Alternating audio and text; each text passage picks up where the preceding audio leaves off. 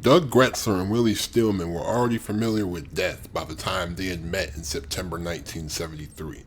Douglas's brother Mark shot himself in the head in 1966, and his father, who viewed Douglas as a disappointment because of his marijuana use, drunkenly wished that he had killed himself instead of his older brother. Willie Steelman's father died when he was 13, sending him spiraling into a life of crime.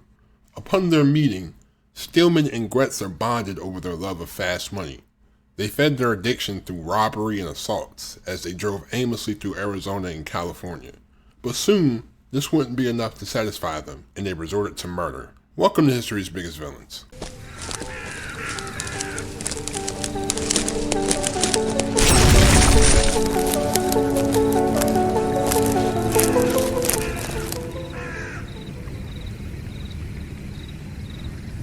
Doug Gretzer was born on May 21, 1951 in the Bronx as the second of 4 children born to Norton Gretzler and his wife Janet. His father was the president of the Tucson School District and his mother stayed home with the children. In the early 1950s, the Gretzlers moved to the working-class suburb of Tucson. The childhood of Doug and his siblings was filled with friction. Their father was a strict disciplinarian who demanded obedience and academic achievement from his children, often subjecting them to physical and mental punishment for any failure or disobedience. Doug later recollected that although all 4 siblings endured harsh treatment from their father, the oldest child, Mark, was by far the favorite. Mark was an academically achieving and popular student. By contrast, Gretzer was an unmotivated student who typically got C and D grades and performed only average as a Boy Scout. On one occasion when Gretzer was 10, he received a good grade at school and ran home to show his father his report card. In response, his father tossed the report card aside, telling his son he expected him to do better. Although Gretzer repeatedly tried to please his father, by the time he was 11, he gave up, instead seeking ways to spite him by frequently getting into trouble or playing his drums in the family basement. By 1966, Gretzer, who was 15 at the time, had begun smoking weed. His father soon discovered this, saying that his drug usage was the reason for his lackadaisical attitude about school. A heated argument ensued in which Gretzler's father grabbed him by the collar and pushed him against a bedroom partition, causing the two to fall onto the bathroom floor. According to Gretzer, following his father's discovery of his weed habit, he never failed to remind him of his utter disappointment in him. On August 16, 1966, the oldest of the Gretzer children, Mark, shot himself in the head in his bedroom at the age of 17. His suicide came just days after his father discovered he had stolen test papers and handed copies of the answers to other students as a prank, resulting in the school banning him from all senior year activities. His suicide note offered no explanation for choosing to end his life, but simply thanked an aunt for giving him a gun. Several months later, Gretzler's father, who was drunk at the time, emerged from the family basement and approached his younger son to lament why it had to be Mark who killed himself and not him. 2 years after his brother's death, Gretzer began experimenting with other drugs such as mescaline and LSD, as his relationship with his father further declined. He attended Tucson High School, where he earned the nickname Lambie among his peers. Gretzer was a member of the football, basketball, and baseball teams, but was average at each of these sports, with his primary interest being drumming. After graduating high school in 1969, Gretzer decided to become an auto mechanic, working for several months in a local car service. The following year, Gretzer left New York and relocated to Florida, where he met a young woman named Judith Eel from Manhattan. The couple began dating and shortly after announced their engagement. Shortly after their February 1970 marriage in Miami, Florida, the Gretzers returned to the Bronx, where they bought an apartment. Although Gretzer held a variety of jobs, he often quit these jobs after a matter of days and weeks, frequently leading to arguments with his wife, who worked full-time in a local bank. In 1972, Judith gave birth to their daughter, Jessica. Initially, Gretzer relished his role as a father, although he soon began to tire of the continuous responsibility. However, he was never harsh or directly neglectful to his child, instead opting to leave her in the care of his wife as he spent more time away from home. Money was tight, and Doug began committing petty crime, although he was never arrested for these acts. Gretzer had received a healthy trust fund from a wealthy relative of several $1,000s on his 21st birthday. He spent the majority of this on a 1967 MGB sports car and improvements to the car, and little, if any, on his wife and daughter. In the fall of 1972, Gretzer got a job at a Tucson concrete factory.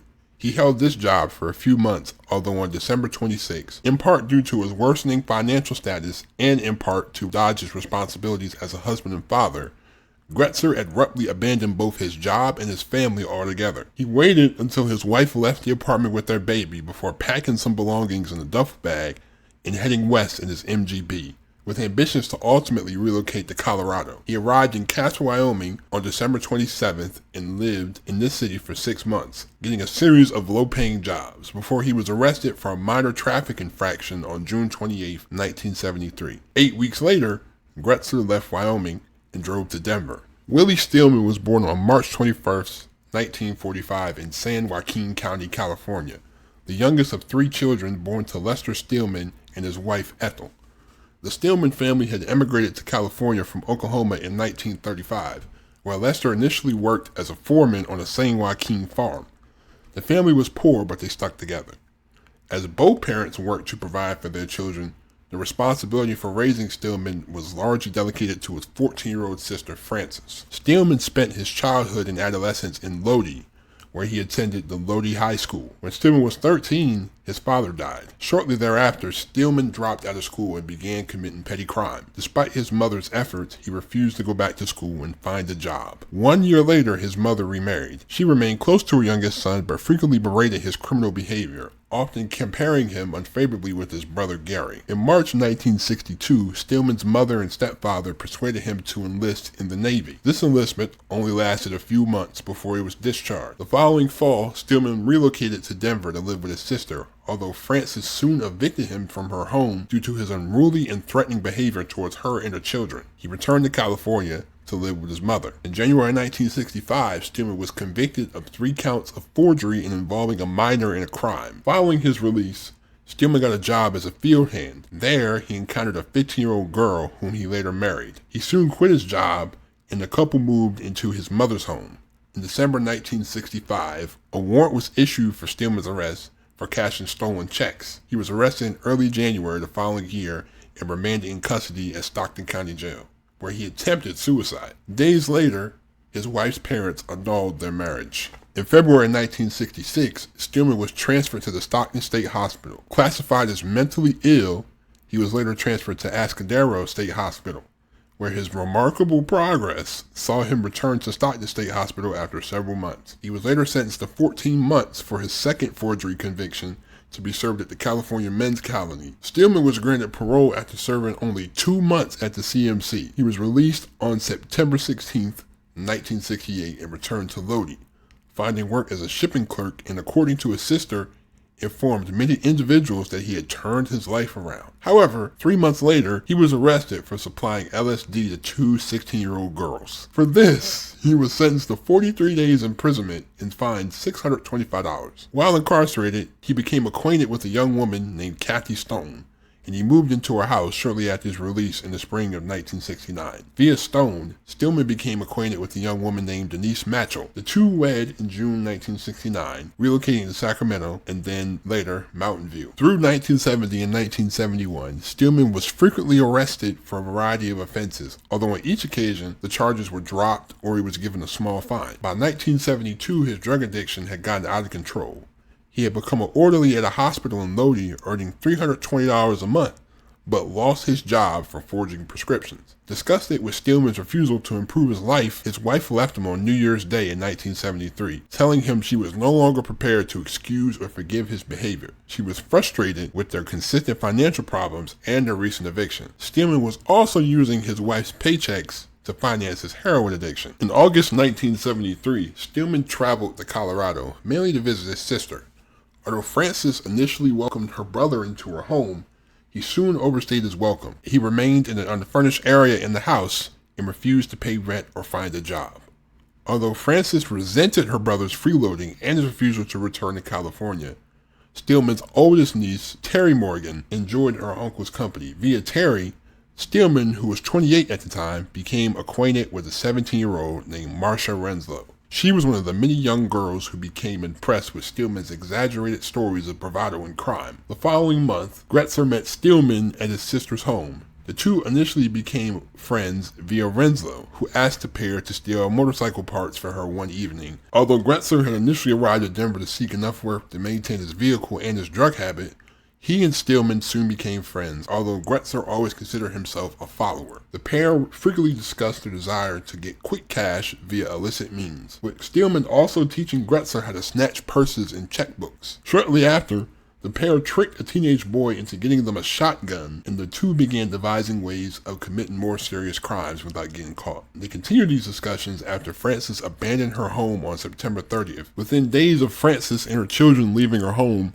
Stillman announced to Gretzer and Renslow his decision to relocate to Denver to someplace warmer, maybe Phoenix. Gretzer agreed to come with them. Upon hearing this, Renslow asked if she could accompany the two, hoping to become reacquainted with a 21-year-old girl named Catherine Mestites, who she had a crush on. The two agreed to her request, and the trio drove from Denver to Phoenix on October 9th. En route, they stopped for one night in a motel.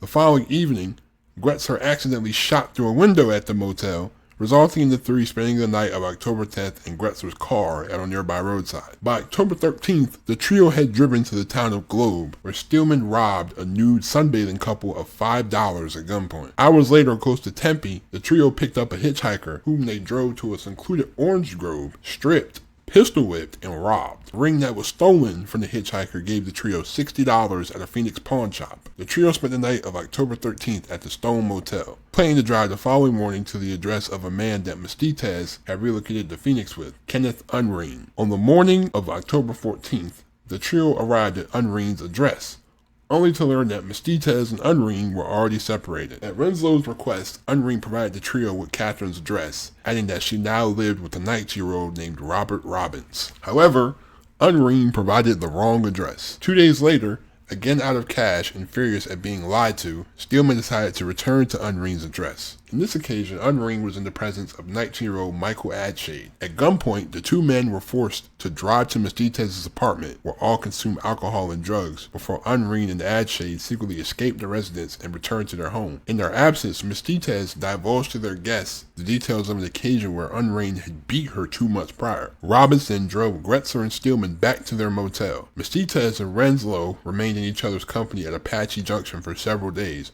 although Renslow never got the courage to tell Catherine about her feelings towards her. On October 22nd, having neither seen nor heard from either Stillman or Gretzer in 6 days, Mestites purchased a plane ticket for Renslow to return to Denver. On October 17th, 1973, Gretzer and Stillman returned to Unrein's address. Both Unrein and Adshade were forced at gunpoint into Unrein's Volkswagen van, where the four drove to California. Neither Unrein or Adshade were bound, although Gretzer and Stillman alternated between driving and sitting in the passenger seat, pointing a gun at the two. By the following morning, they had reached Oakdale, where Stillman purchased drinks for everyone. After driving aimlessly for several hours, Stillman ordered Gretzer to park the van close to Little John Creek and Knight's Ferry, where both captives were ordered out of the van and told to walk down the creek bed.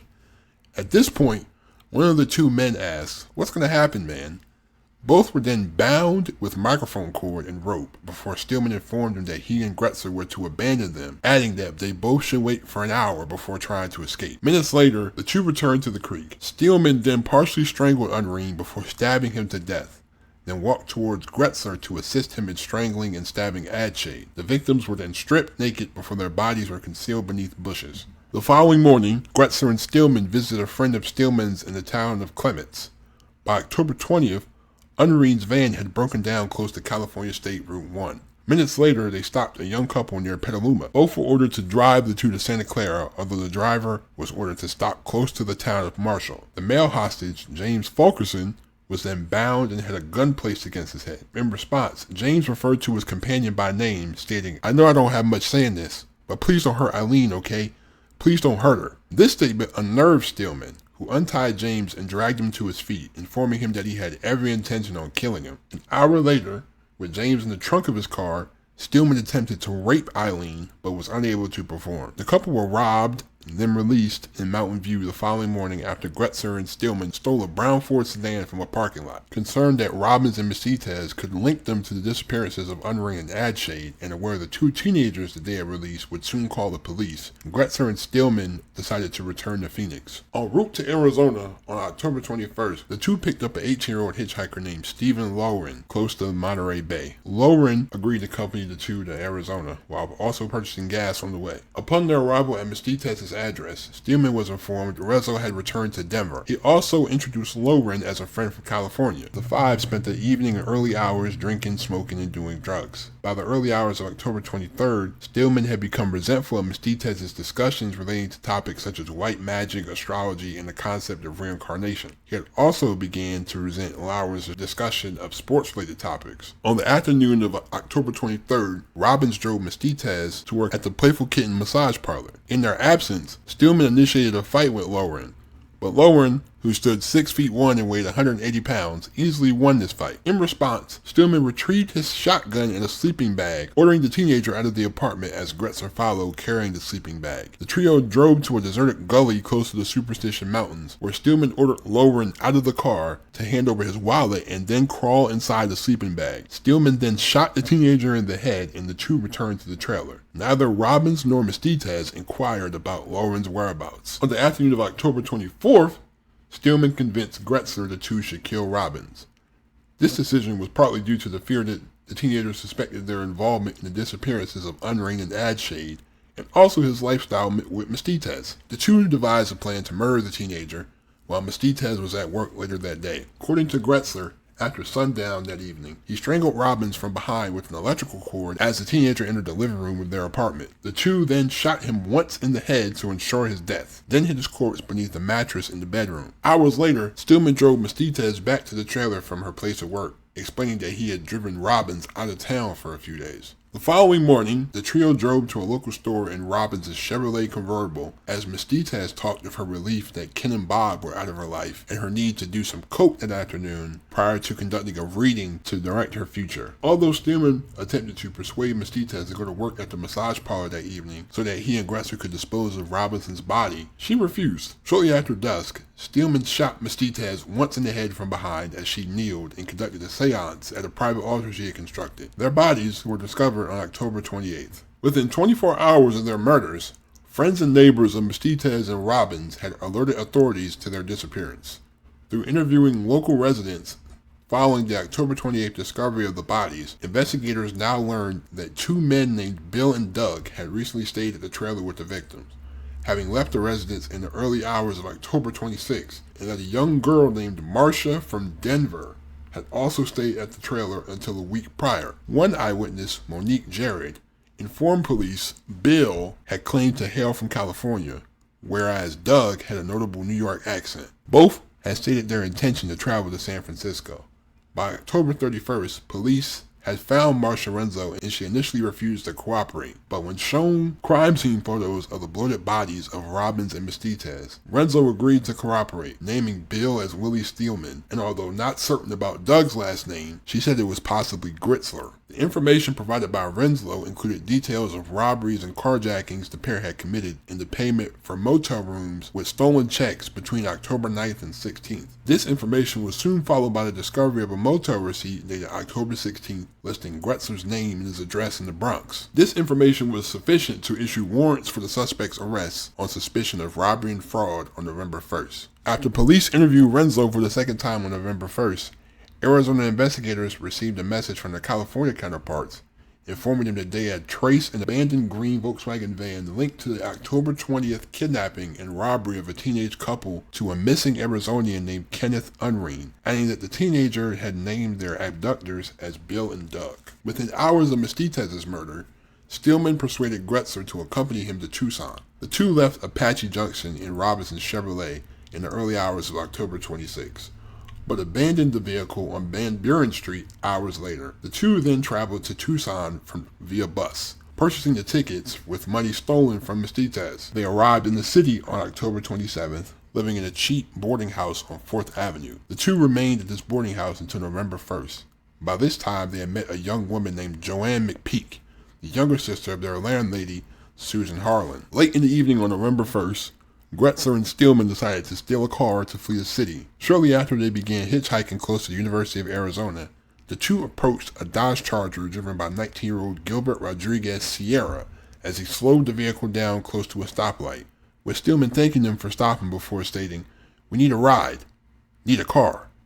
Your car." Sierra was then ordered in the back seat at gunpoint as Gretzer began to drive. Stillman claimed to be a notorious hitman on the run, having just wasted a cop. Stillman then forced Sierra into the trunk of his car before the two returned to the Tucson apartment of Joanne McPeak and her partner Michael Marsh, which they had left hours earlier. McPeak and Marsh were persuaded to accompany the two to purchase hard drugs, which Stillman added, "We got a dude in the trunk, a narc."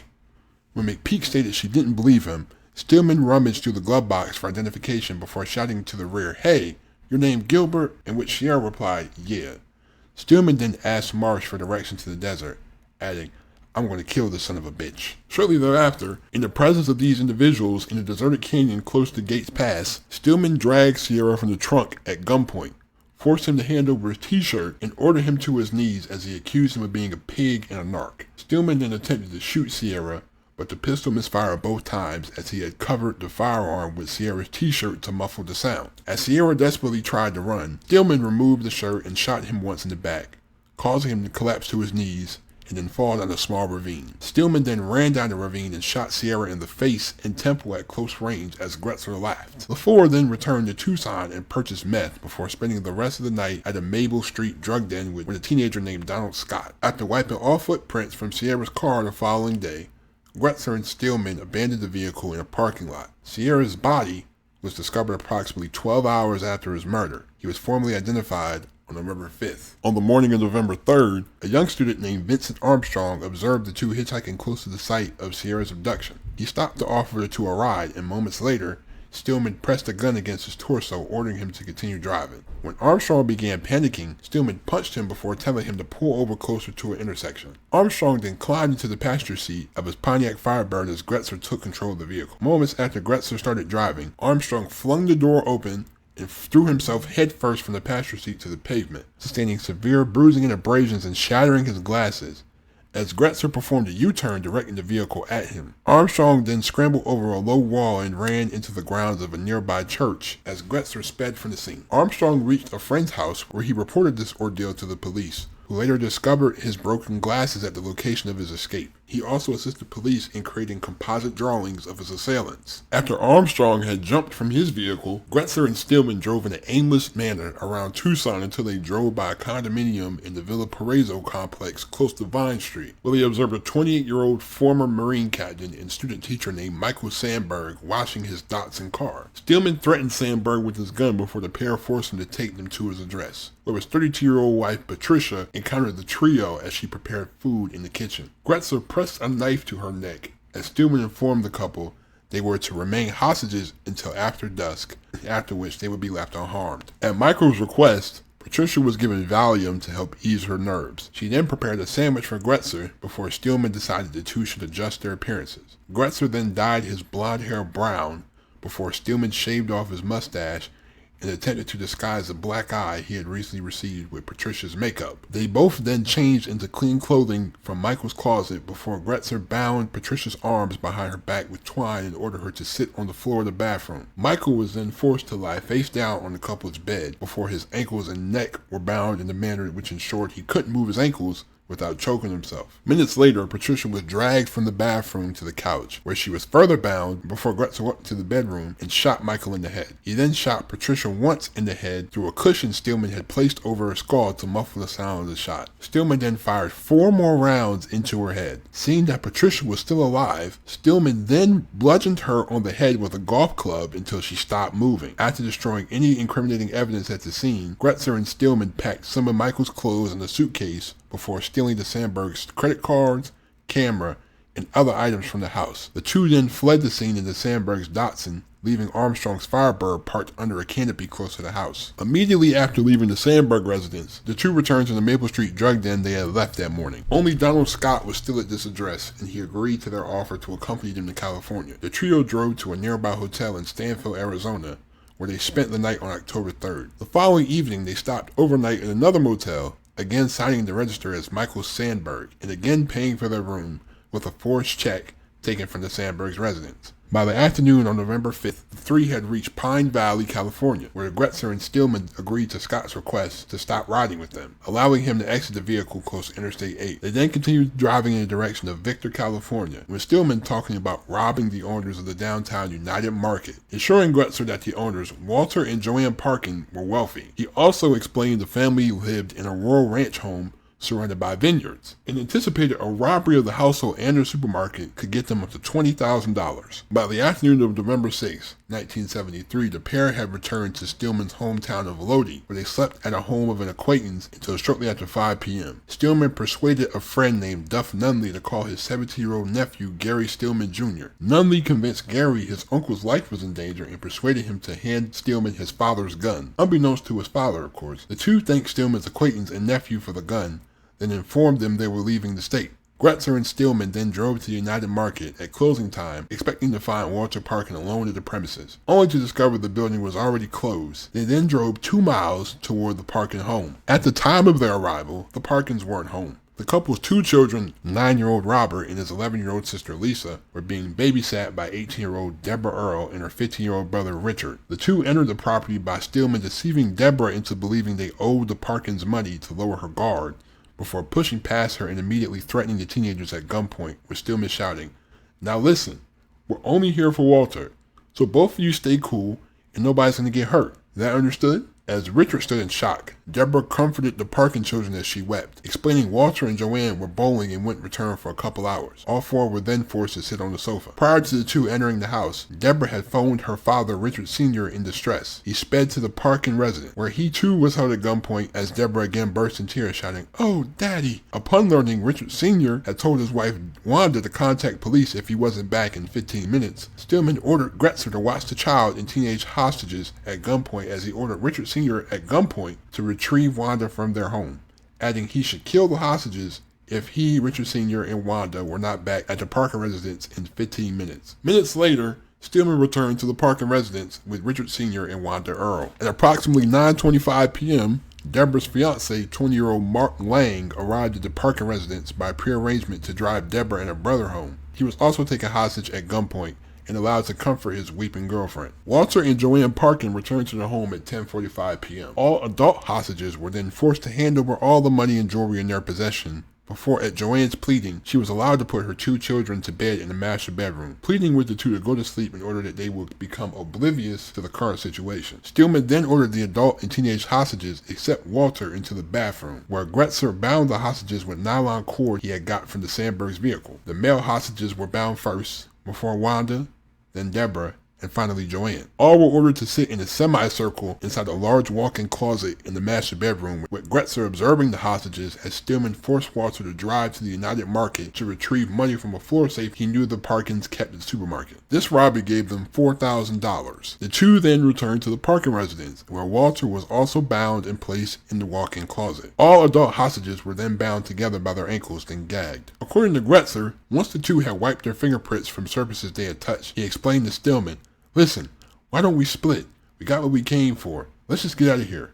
Stillman refused, stating, "I said all along, no witnesses.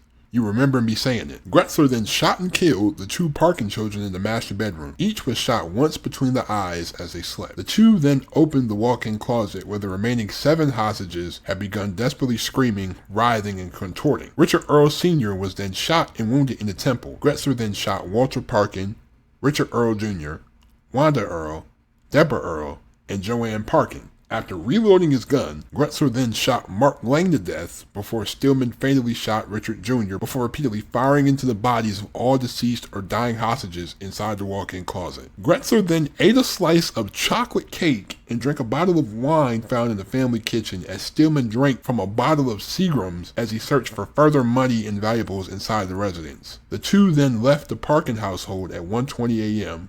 1 hour later, they checked into a Holiday Inn under the alias of W.J. Seams. You just killed literally 9 people in a house, and your first thought is to get chocolate cake and wine. Wow. At 3 a.m., a young house guest, an employee of the Parkins, 18-year-old Carol Jenkins, returned to the residence. Although she saw 2 lights remained on which should have been turned off, she chose not to investigate, for fear of waking the family.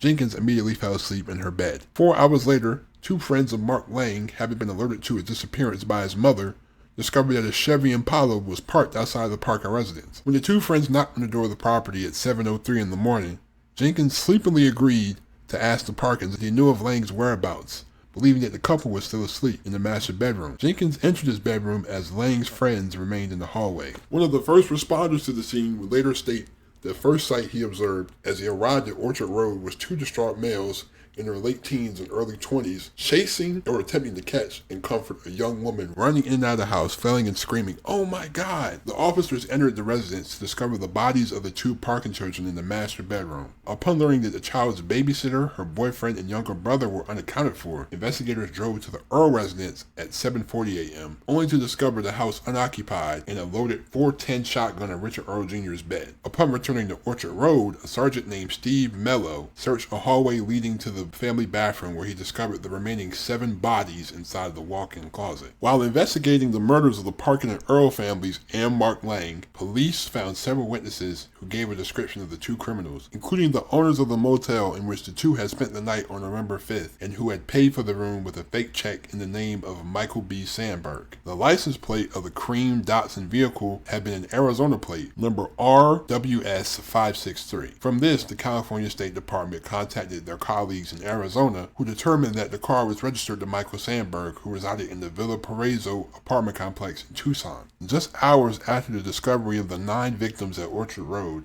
a Tucson investigator named David Arellanes secured updated arrest warrants for Gretzer and Stillman in relation to the Mestitez and Robbins murders, with bail for the fugitives set at $220,000 each. David returned to his office to receive a message from the department of the 9 murders in San Joaquin County. He immediately contacted his California colleagues, whom he updated on his department's manhunt for Gretzer and Stillman in relation to 2 recent murders in Phoenix, and who he stated his department had every reason to believe may have returned to Stillman's home turf in Lodi. David also provided them with a recent booking photo of Stillman and copies of the existing arrest warrants. At a press conference held late in the evening of November 7th, San Joaquin County Sheriff Michael Canlis informed the media the chief suspect in the victim murders was Willie Steelman, adding his department had reason to believe he also was responsible for 2 recent killings in Phoenix. All media personnel was provided with copies of the photograph provided by Arellanes. On November 8th, California investigators were also contacted by an individual who had been in their company for a brief period of time the previous afternoon, confirming Gretzer and Stillman had been in Lodi immediately prior to the murders at Orchard Road. The same day, Donald Scott also contacted police to state that Gretzer and Stillman could be involved in the killings, having discussed an imminent robbery of a Victor supermarket belonging to a Willie Parkin, as he had traveled with the two just days previous. Arrest warrants were also issued for the 2 men in California, and their names were published in the Sacramento Union on November 8th, with the Sacramento Bee publishing them that afternoon. After leaving the Holiday Inn in the late morning of November 7th, Gretzer and Stillman drove north for several hours, with plans to ultimately reach Nevada before Stillman decided they should lay low for a few days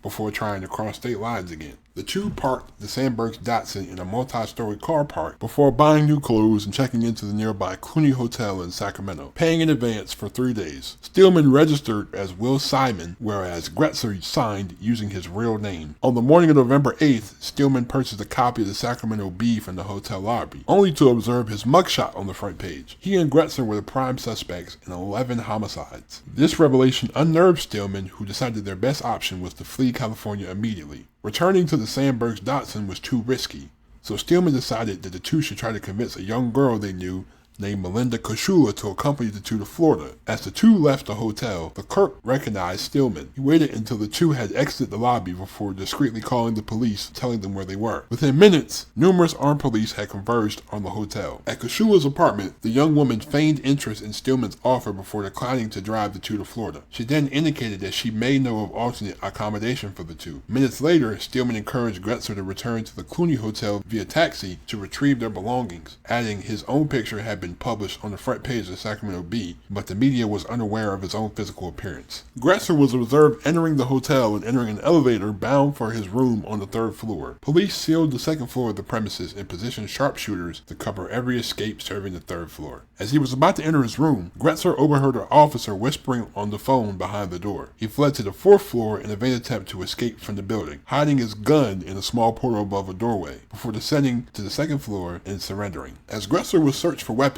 he informed police, "Man, I'm glad this is over. I've seen enough killing, and man, I don't want to see any more." He then provided police with the address where Stillman could be located, adding Stillman was in the company of a young woman, that he was armed, and had sworn never to be taken alive if arrest was impending. At 10:50 a.m., the first of over 70 armed police officers arrived outside Koshula's apartment. Their presence was quickly noticed by Koshula, who became hysterical as a police chief shouted through a bullhorn, "Willie Steelman, this is going to be your last chance to give yourself up peacefully." Although Stillman heard this message, he refused to surrender, first claiming to Kishula that he was the victim of mistaken identity as he threatened to commit suicide before Kishula convinced him not to, then agreeing to surrender, but only if the media were present outside the apartment to record his arrest, and after the police chief persuaded a DJ to announce live on a local rock radio that he and Kishula would not be harmed if they exited the apartment separately with their hands up. The chief negotiator agreed to these requests. 2 minutes later, after the terms of Stillman's surrender were broadcast across the airwaves of KZAP, police fired a single tear gas canister into the apartment as Kishula argued with Stillman to honor his promise to surrender. In response, Stillman shouted his intentions to surrender, but only after Kishula was allowed to safely exit her apartment. The two exited the apartment separately after Kishula tossed Stillman's firearm onto the lawn. Stillman was then handcuffed and placed into a police car as he shouted,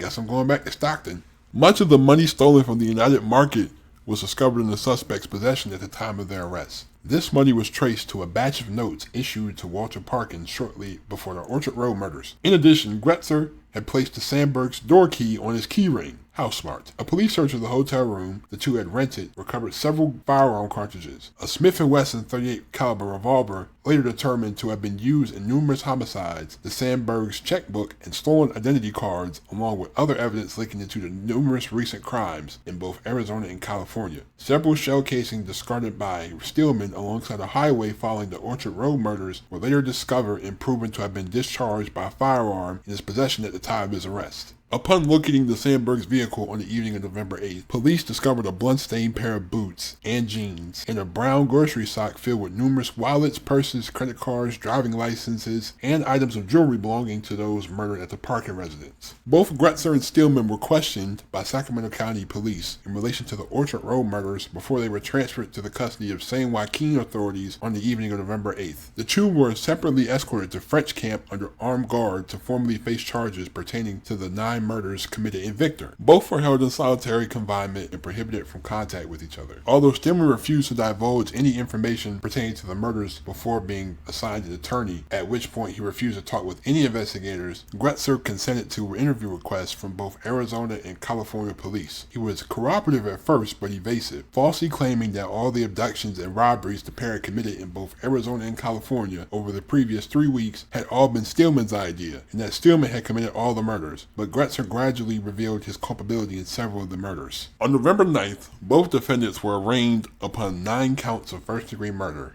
each in relation to the Orchard Road murders. A further charge of kidnapping with intent of robbery was added on November 14th. Both were assigned public defenders. By November 10th, both had confessed to 17 murders, with Stillman revealing the location where they had concealed the bodies of Unrain and Adshade, in addition to Lauren, whose disappearance had not been linked to the two. Lauren's body was discovered on November 10th. Unrain and Adshade were recovered the following day. Gretzer provided police with a full confession on the afternoon of November 10th. He began by recounting the events at Orchard Road before outlining the previous 8 murders. Gretzer claimed he had become desensitized to committing murder by gunshot, in part due to the psychological trauma he had experienced in witnessing Stillman strangle and stab Unrain as he attempted to strangle Adshade, stating, "The two were garroted.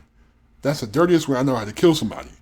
That's probably why I could take so many deaths as that, because after those two I was steeled. I couldn't kill mine completely dead because it made me sick, and he was kicking and shuddering and blood came out of his eyes, and I'm sure he was half dead, brain damage or something. So I let up, and Bill came over and helped me finish it." Hours later, Stillman also provided investigators with a full confession. His account of the murders contained only minor discrepancies with Gretzler's. Gretzer and Stillman were tried jointly for the Orchard Road murders in June 1974. Gretzer pleaded guilty to 9 counts on June 4th. Stillman, upon the advice from his attorney, pleaded no contest to all charges in exchange for the prosecution agreeing not to pursue the charge of kidnapping against him. Sentencing was postponed until the following month. On July 8th, both were sentenced to life imprisonment. Gretzer for 9 counts of murder and Stillman for 9 counts of murder and 5 counts of robbery. Upon passing sentence, the judge described Stillman as the architect and engineer of the murders and Gretzer as a willing follower in the commission of the crime, and recommended neither be freed from prison. Neither showed any emotion as the verdict was announced. 2 weeks after their conviction, convictions for the Orchard Road murders, then Governor of California Ronald Reagan authorized the extradition of Gretzer and Stillman to Arizona for the murders of the Sandbergs and Gilbert Sierra. The prisoners were escorted to Tucson on September 17th, and a gag order was issued, prohibiting any pretrial publicity. Stillman was found guilty of 2 counts of murder, 1 count of kidnapping in relation to Vincent Armstrong, 2 counts of robbery, and 1 count of burglary. He was sentenced to death on August 27th, plus 80 to 95 years for the kidnapping of Armstrong and the burglary and robbery of the Sandbergs. Gretzer was found guilty of 2 counts of first-degree murder in addition to 2 counts of robbery and 1 of kidnapping. Gretzer was sentenced to death for both murders on November 15th, 1976. He was also sentenced to a concurrent sentence of 25 to 50 years for the charges of robbery, kidnapping, and burglary. Following their Arizona trials for the murders of Michael and Patricia Sandberg, both men were transferred to death row at Florence State Prison to await execution. By the early 1980s, Stillman had developed serious health issues, including cirrhosis of the liver, which he was diagnosed with in 1983. By early 1986, Stillman was informed he had less than 3 years to live. Reportedly, upon being informed of his terminal illness, Stillman stated that his impending death was the sole way he could ultimately beat the state. His health declined rapidly throughout the summer, and he was discovered collapsed in his cell on the morning of August 7th, 1986, and rushed to the Maricopa County Hospital, where he died that afternoon. He was 41 years old. Douglas Gretzer was executed by lethal injection at Florida State Prison at 311 on June 3rd, 1998. His execution was the first to be conducted during daylight hours in the history of Arizona. Gretzler's execution was witnessed by 35 people, including 4 relatives of his victims, one of his younger sisters, 2 close friends of his, several individuals involved in his arrest and prosecution, and 9 journalists. His last meal, served to him at 7 a.m., was a platter of 6 fried eggs, 4 slices of bacon, 2 slices of toast, 1 cup of coffee, and 2 cans of Coca-Cola. Gretzler's request to wear his glasses at his execution in order that he could see his loved ones as he delivered his last words was granted immediately prior to his execution. Gretzer asked those present for forgiveness, and as his final words said the following: "From the bottom of my soul, I'm so deeply sorry, and have been for years, for murdering Patricia and Michael Sandberg.